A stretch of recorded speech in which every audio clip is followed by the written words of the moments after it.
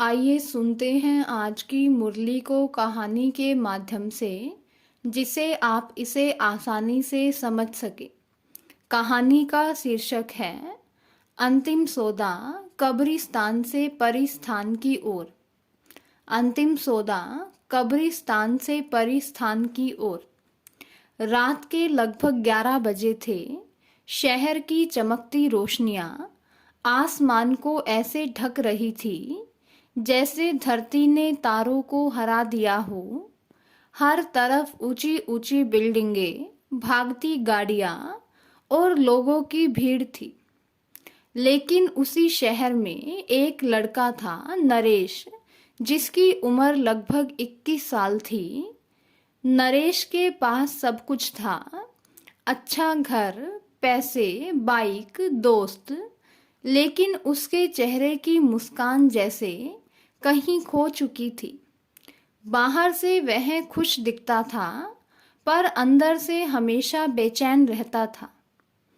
एक दिन उसके पिता ने कहा, नरेश, अब बिजनेस संभालो, अब तुम्हें बड़ा आदमी बनना है। पर नरेश सोचता, अगर पैसा ही सब कुछ है तो लोग इतने परेशान क्यों हैं। उसके मन में कई सवाल उठते रहते। उसी दौरान शहर में एक खबर फैलने लगी, एक बहुत बड़ा संकट आने वाला है। टीवी चैनलों पर तूफान, युद्ध, आर्थिक संकट की बातें होने लगी। लोग डरने लगे। कोई पैसा जमा कर रहा था, कोई नया घर खरीद रहा था।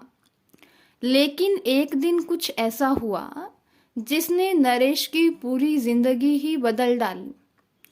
एक शाम नरेश अपनी बाइक से लौट रहा था। अचानक तेज बारिश शुरू हो गई। वह एक छोटी सी बिल्डिंग के सामने रुक गया। वहां लिखा हुआ था, राजयोग मेडिटेशन सेंटर। अंदर हल्की हल्की मधुर आवाज चल रही थी। एक दीदी शांत चेहरे से सबको समझा रही थी, यह दुनिया हमेशा रहने वाली नहीं है, यह कब्रिस्तान बनने वाली है। इसलिए इससे दिल मत लगाओ, अपने असली घर को याद करो। ये शब्द सुनकर नरेश चौंक गया।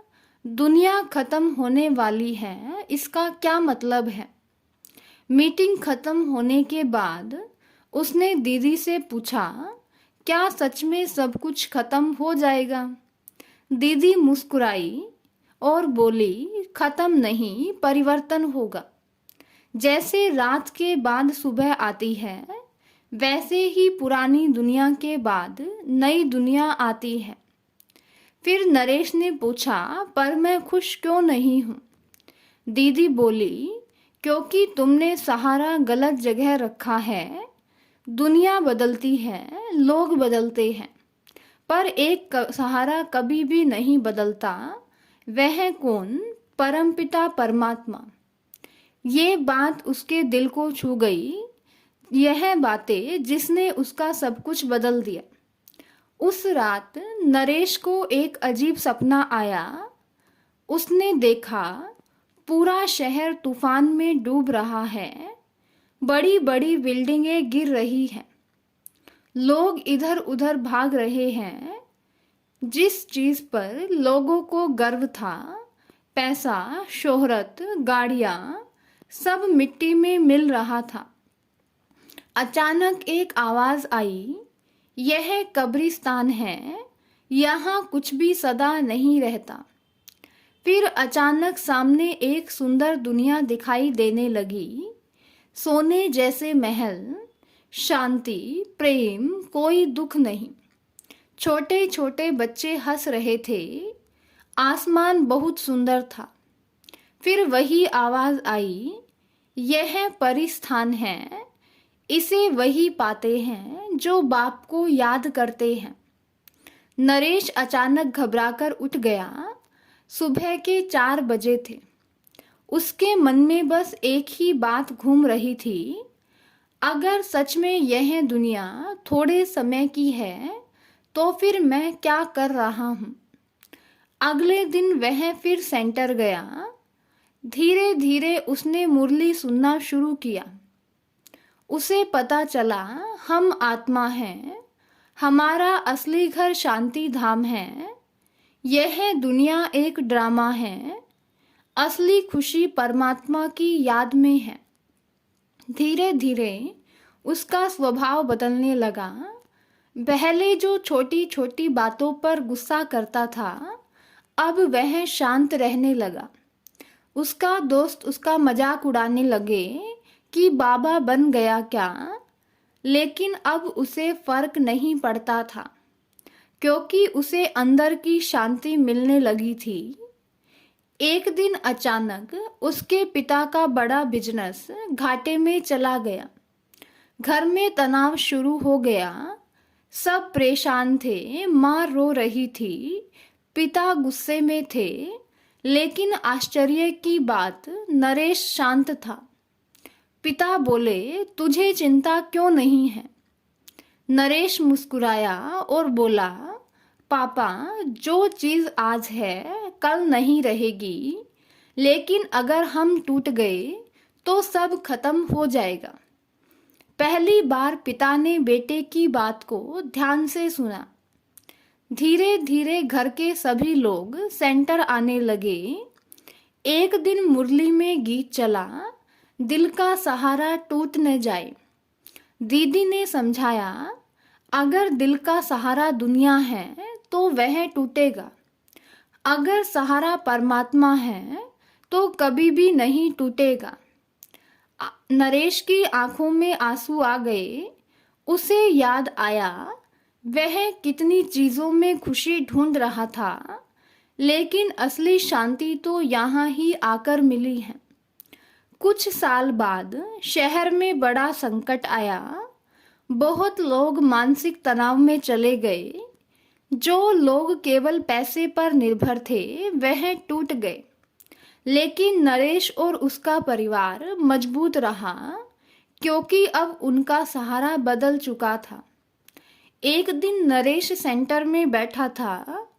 उसने आंखें बंद की और कहा, बाबा, अब समझ आया, यह दुनिया सच में थोड़े समय की है, असली घर तो आपका है। उसके चेहरे पर बहुत ही अद्भुत शांति थी।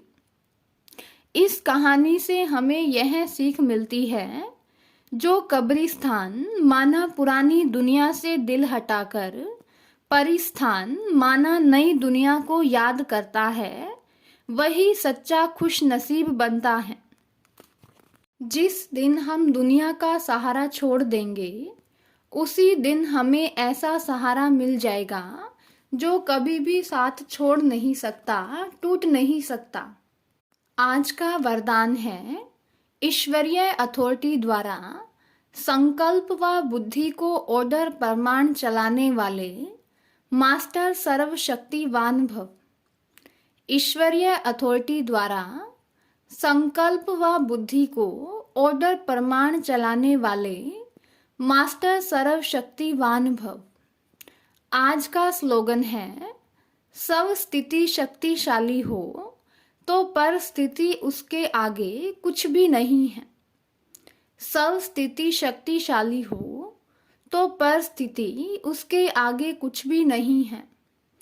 हर रोज की मुरली को कहानी के माध्यम से सुनने के लिए चैनल को सब्सक्राइब करें और बेल आइकन भी ज़रूर दबाएं।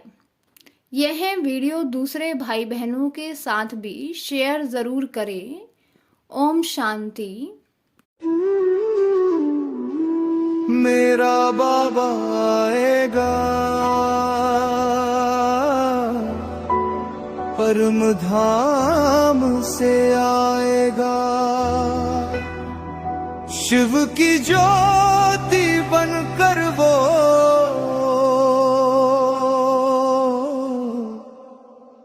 ब्रह्मा तन में आएगा।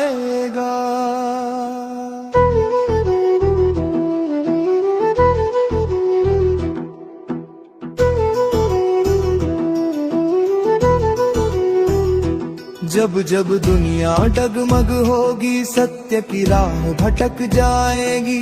अंधियारे इस कलयुग में ज्ञान की ज्योत जलाएगा। वो सच्चा मार्ग दिखाएगा, जीवन का सार बताएगा। भटके हुए इस मानव को फिर से घर पहुंचाएगा। मेरा बाबा आएगा, परम धाम से आएगा। ब्रह्मा के तन में आके हमें ज्ञान सुनाएगा। मीठी वाणी सच्ची बात दिल को छू जाएगा। सोए हुए भाग्य हमारा फिर से जगाएगा।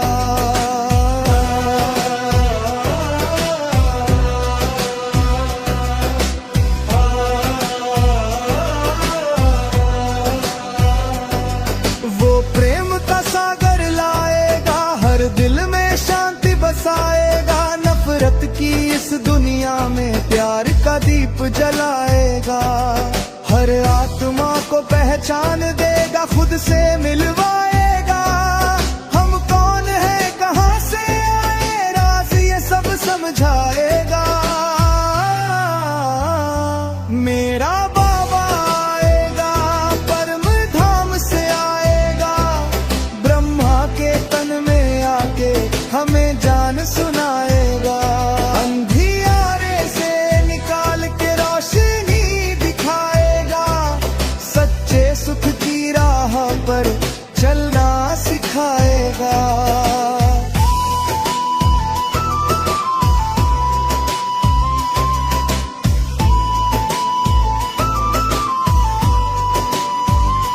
ना कोई डर रहेगा, ना कोई दर्द रहेगा। जब बाबा का साथ होगा, हर दिल आबाद रहेगा। ओम शांति, ओम शांति। वो कर्मों का हिसाब बताएगा, सच्चाई से मिलवाएगा।